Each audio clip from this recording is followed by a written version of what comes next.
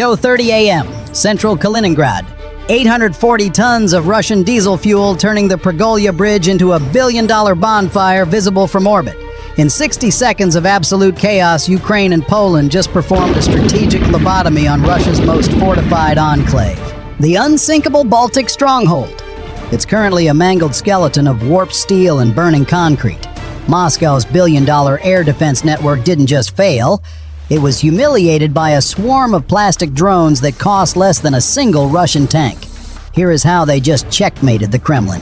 While the Russian garrison in Kaliningrad was settling into its routine, the gears of a dual-pronged execution were already in motion. In the dense frozen forests along the Polish border, elite operators from Grom were working in total radio silence. Their cargo 80 Warmate 3.0 loitering munitions and 15 fly-eye reconnaissance drones. Think of the fly-eye as the mission's central nervous system capable of loitering for 3 hours and identifying targets from over 31 miles away without ever tripping a single radar alarm. They are the eyes of the executioner, providing a 1080p feed of the battlefield that makes Russia's aging optics look like a grainy VHS tape. To the south, the Baltic Sea held the second half of the secret. A nondescript civilian vessel looking like any other merchant ship. Hidden in its hold were 10 Ukrainian Magura V5 sea drones.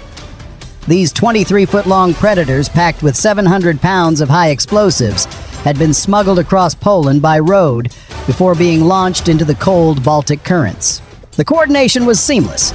Ukraine provided the digital DNA, the exact radar signatures and frequency gaps of the Russian S-400 systems they had mapped through years of combat on the Eastern Front. This allowed the Polish Warmate swarm to be programmed with a specialized frequency hopping protocol, a digital cloak designed to overwhelm the logic of the Russian gravestone radar. The objective was absolute sever the jagged steel arteries feeding the Baltic fleet. We are talking about the only reason Russia can project power in this ocean. But to touch them, the swarm has to penetrate the Kaliningrad bubble, the single most defended airspace on Earth. The S-400 batteries guarding this sector are designed to swat hypersonic missiles from the stratosphere at 230 miles. Flying a slow drone into this meat grinder is suicide, unless you realize that the world's most expensive radar has a blind spot right above the grass. The trap is set. 0 hour in the Polish borderlands. Deep inside the camouflaged rear compartment of a modified Land Cruiser, a Grom squad leader stares at his monitor. 80 Warmate 3.0 drones catapult into the night sky. The math is humiliating for Moscow. This entire swarm costs less than $3 million cheaper than a single T-90 tank. Yet they are hunting a target worth billions. As the drones cross the airspace, the squad leader activates the distributed jamming protocol. Inside the Russian S-400 battery, the gravestone radar screen fractures. One contact becomes 400. The system is flagging B-52s, cruise missiles, and F-16s that aren't there. Lieutenant Volkov screams orders, "Track and engage Sector 4."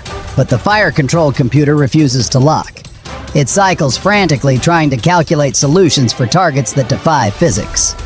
The automated defenses spin their turrets' radar dishes searching for a solid return, but they find only electronic fog.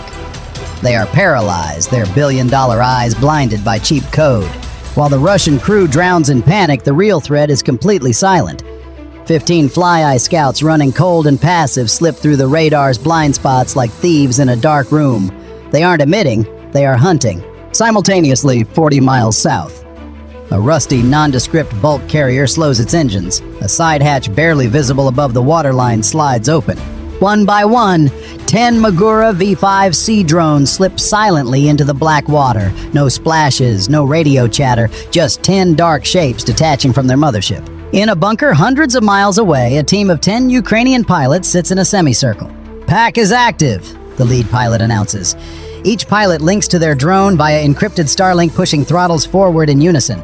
The 10 Maguras fan out into an attack formation, their low-profile hulls cutting through the waves at 45 knots. The Russian coastal radar at Baltisk is already overwhelmed by the electronic noise from the north.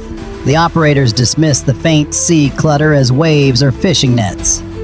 They are looking up at the sky, terrified of the Phantom Air Force, completely unaware that 7,000 pounds of high explosives are racing toward their docks at highway speeds. The confusion lasted exactly 90 seconds. Then Russian doctrine kicked in. If the eyes are blind, use the fists. Realizing the long-range S-400s were useless against the Phantom Swarm, the Russian commander made a brutal decision. Scramble the S-400s, free fire on all sectors. Activate Panzer and Tor batteries, kill everything that moves. The paralysis broke with a scream. Manual override all batteries, weapons free. The Russian commander didn't wait for the radar to clear. He initiated the Iron Rain protocol. Across the Kaliningrad perimeter, the Pantsir S-1 system stopped looking and started killing. The twin 30mm autocannons, the Grim, the sound wasn't a noise. It was a physical pressure wave. Tracers lit up the night like laser beams, creating a literal wall of tungsten steel in the sky. Lead Warmate Unit 1 never saw it coming. A 30mm high-explosive incendiary shell impacted its fuselage at Mach 3. There was no explosion, just instant vaporization. The drone ceased to exist, turning into a cloud of burning composite glitter. Unit 2 dove hard right, pulling 4 Gs to evade, but a Tor M2 missile was already in the air. The missile's proximity fuse triggered 20 meters out. The shockwave swatted the drone out of the sky like a fly, smashing it into the frozen earth. In the Polish command truck, the telemetry screens were dying. Static, static, static. We're losing them. 32 drones, 40% of the entire force. Gone in 60 seconds of absolute violence. The sky over the Pregolya was raining fire. At the same time, on the Baltic, the stealth was broken. A searchlight from a Project 03160 Raptor patrol boat swept the water and caught the glint of a camera lens. Contact port side. The Raptor's 14.5-meter heavy machine gun opened up, churning the sea into a white froth of geysers. The water around the Magura pack boiled with lead. Magura 4 took a direct hit to its fuel cell. It didn't just sink, it cartwheeled across the surface in a somersault of orange flame and shrapnel. Magura 7 swerved its operator trying to duck under the tracers, but a second burst sawed through its comms antenna. The screen in the Lviv bunker froze on a tilted horizon, then cut to black. 4 sea predators are dead. The Russians were ecstatic. The radio waves filled with cheers of target destroyed. They were hammering the swarm with everything they had, depleting their ready racks, overheating their barrels. They thought they were stopping an invasion. They didn't realize they were being baited into emptying their magazines at decoys while the real knife was still moving in the dark. The slaughter should have ended the mission right there. But the Russians forgot who they were fighting. These weren't dumb munitions, they were a hive mind. As Warmate Unit 33 watched its wingman disintegrate, its onboard AI didn't panic, it adapted. The healing network protocol kicked in. Instantly, the surviving 48 drones remeshed their data links. They analyzed the kill zones where the Panzers were firing and automatically shifted their flight paths. Instead of flying into the wall of lead, they dispersed, flowing around the flat corridors like water around a stone. Simultaneously, they ramped up the deception. The drones closest to the destruction deployed towed Lundberg lenses passive radar reflectors that magnify a small drone's radar signature by 1,000 times. The Russian radar screen screamed. To the sensors, these small plastic birds suddenly bloomed into massive targets. The Panzer operators, already adrenaline-dumped, froze. Their scopes weren't showing drones anymore. They were showing what looked like incoming cruise missiles or heavy bombers descending right on top of them. Panic overrode discipline. They swung their turrets wildly, chasing ghosts in the clouds, leaving the lower altitudes wide open. Down south, the surviving 6 Maguras pulled their own ace card. The lead drone deployed a towed decoy, a floating radar reflector bobbing in its wake. The Russian Raptor boat, hungry for another kill, locked onto the bright bouncing radar return of the decoy. The heavy machine gun tore into the plastic reflector, shredding it into pieces. "Target destroyed!" the Russian gunner yelled. He was wrong. While he was celebrating killing a piece of foil, the real Magura V5s cut their engines to silent run mode. Drifting on inertia, masked by the noise of the Russians' own engines, they slipped past the patrol boat's stern, disappearing into the dark harbor of Baltisk like sharks entering a swimming pool. The Russians had wasted their ammo on shadows, but the instincts of seasoned generals sensed something was amiss. There's trouble on the Polish side of the front. The Kremlin, realizing the scale of the attack, authorized the sledgehammer. Deep in the Kaliningrad exclave, a concealed hatch slid open. Smoke billowed as an Iskander-M tactical ballistic missile roared into the night sky. It accelerated to Mach 6 in seconds, arching toward the suspected Polish launch site. with a terrifying, unstoppable momentum. In the Grom command vehicle, the radar warning receiver screamed a single continuous tone. Missile inbound. Move now, go, go, go! The drivers floored the accelerators. The vehicles tore through the muddy forest track engines, redlining, drifting around trees. They had 90 seconds to clear the kill box. 80 seconds later, the earth shook. The Iskander warhead slammed into the clearing they had just vacated. The blast wave instantly flattened 2 acres of pine forest. A crater the size of a swimming pool smoked in the moonlight. Shrapnel peppered the rear armor of the retreating Polish trucks, but they were alive.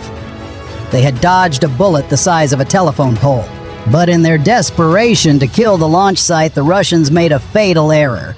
They scrambled 2 Su-35 Flanker E fighters to hunt down the remaining drones. The pilots roared into the combat zone radars, blazing. It was a disaster waiting to happen. The airspace was already saturated with the war mates' phantom signals. The Panzer operators on the ground, twitchy and exhausted, saw fast-moving targets appear on their scopes right where the enemy bombers were supposed to be. They didn't check IFF identify friend or foe. They just fired. Missile launch 12 o'clock. The Su-35 flight lead screamed, braking hard right, dumping flares. A friendly Panzer missile streaked past his canopy, missing by feet. Cease fire, blue on blue. You idiots are shooting at us. Chaos consumed the Russian network. The pilots were dodging their own air defense. The ground crews were hesitant to fire at anything. In the confusion of fratricide and fear, the sky cleared. For the surviving 48 war mates, the path to the bridges was suddenly terrifyingly open. High above the Pergolia, the Fly-Eye Scouts acted as the conductor of this orchestra.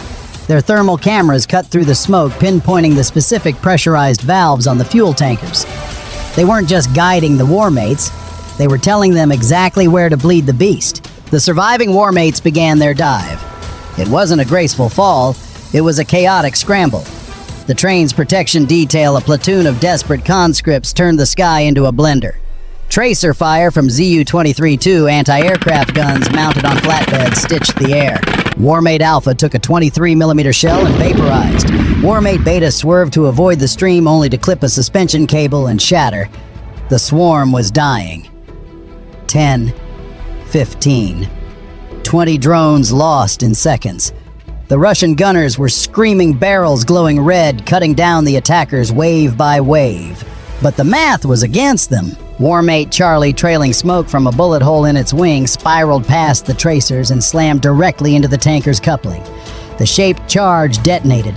The blast severed the connection, derailing the car. Then the rest broke through. 5 drones hit the center span support pillar simultaneously. It wasn't just an explosion, it was structural amputation. The steel groaned, twisted, and finally snapped. The train didn't just fall, it folded into the river 800 tons of burning diesel, creating a waterfall of fire. 40 miles away, the Magura Run was a different kind of nightmare. The 4 surviving sea drones weren't just dodging bullets, they were navigating a maze. Baltisk Harbor was protected by anti-submarine nets and acoustic mines. But the Ukrainian pilots had a map. They guided the drones through a narrow 65-foot gap in the nets used by local fishing boats, a gap identified by satellite intel weeks ago. Inside the perimeter, it was a shooting gallery. Snipers on the harbor walls fired armor-piercing rounds. Magura 03's camera feed went static as a .50 caliber round smashed its processor. 3 left. A Russian Raptor patrol boat cut across their path, dropping depth charges to create a hydrostatic shockwave. The water erupted. The shockwave flipped Magura 05 upside down its engine, choking on seawater. 2 left. The target loomed the main refueling pier where high-pressure pipes fed the fleet. Magura 01 took the lead, drawing the fire from the pier's machine gun nests. It absorbed hundreds of rounds, its hull shredding before detonating prematurely 50 yards out. The blast blinded the gunners with a wall of water. In that split second of blindness, Magura 06 slipped through. The pilot didn't aim for the pier, he aimed under it. The drone sped between the concrete pilings deep into the terminal's foundation. 700 pounds of high explosives detonated in a confined space. The physics were brutal. The water, unable to compress, became a hammer. The concrete pier didn't break, it shattered upwards. The pipelines ruptured instantly. A secondary explosion of fuel vapor leveled the control building. North and south, fire and water. The bridge was broken, the harbor was bleeding. The blockade was complete. By morning, the smoke over Kaliningrad was visible from space. The damage assessment was brutal. In the north, the Pergolya railway bridge was a twisted skeleton. Engineers estimated 6 months for repairs, 6 months that the Baltic Fleet didn't have. In the south, the Baltiysk fuel terminal was a crater. The pumps were gone. The tanks were ruptured. The immediate impact was economic. Diesel prices in the enclave tripled in 4 hours. Panic buying emptied every gas station from Zelenogratsk to Sovetsk. But the real pain was military. Without the rail link, Russia's logistics spine was snapped. Heavy equipment tank battalions and ammunition that flowed freely yesterday were now stuck. The Baltic Fleet, once the predator of the north, was now tethered to the dock, conserving fuel like a stranded motorist. To fix this, Moscow would have to strip air defense assets from the Ukrainian front to protect their own backyard, exactly what Kiev wanted. Look at the ROI. The alliance spent maybe $5 million on drones. In return, they inflicted billions in infrastructure damage and neutralized a strategic fleet. The Russians built a fortress designed to stop the apocalypse. They built S-400s to stop nukes and Iskanders to sink carriers. But they forgot one thing: Goliath didn't die because he was weak. He died because he couldn't hit a moving target that cost less than his helmet. Poland and Ukraine didn't just cut a rail line today. They proved that in modern war, you don't need to be the biggest power to win. You just need to be the smartest. Bye for now.